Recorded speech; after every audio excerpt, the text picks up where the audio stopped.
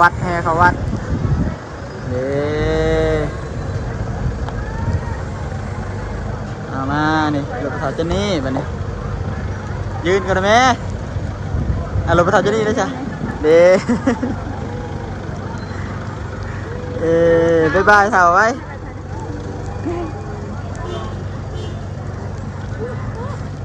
บ๊ายบายบ๊ายบายกล้องดูบ๊ายบายเ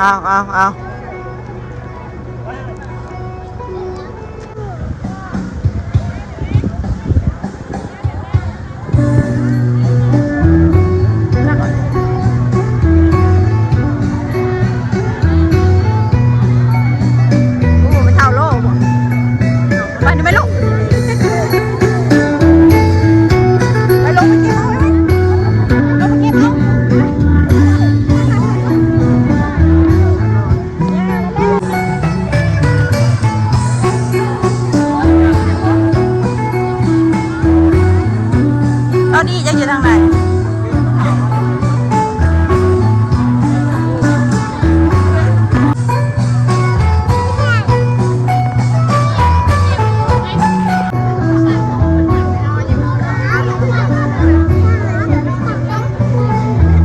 แล้วน้องย่าง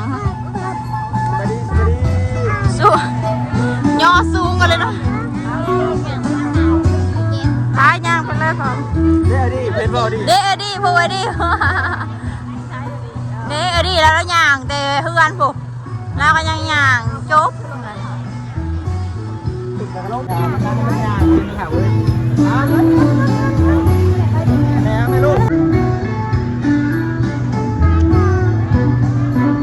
ดูไอ้ดีเห็นว่าเสือลายๆกันกระตุนนั่นแล้ว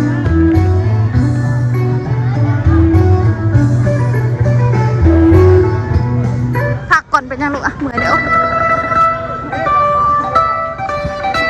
ตอนนี้เราพักก่อนเลยลูกไม่สรุปบ้านต้องมีเหล่าไว้แล้วอีกป่ะ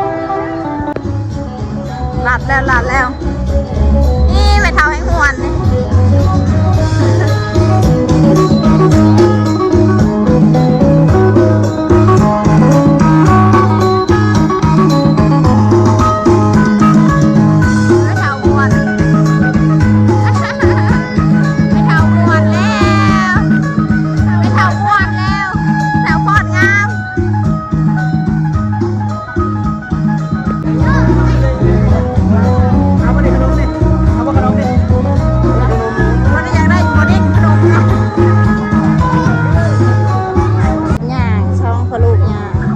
ดีกันย่างน้องไปเผาจะไปทางไหนเนี่ย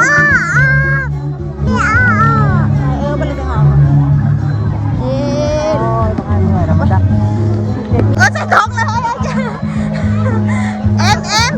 เก็บขนมใส่ถุงเลยถุงเอาเก็บเอาลูกได้ไหมเก็บเอาไว้หลังจากแห่แล้วก็ขนขบวนต้นขบวนกองบุญขึ้นเข้าวัดเนาะไปถวายให้เพื่อนบ้านยังเก็บขนมไม่ได้ไปลูกไปขึ้นเทิงปะไปถูหญ้าปะไปมาพี่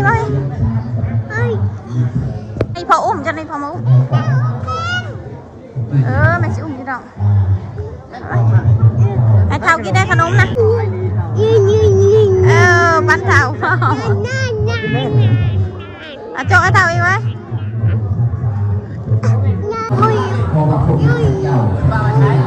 ในวัดขึ้นไม่ได้เป็นเพราะว่า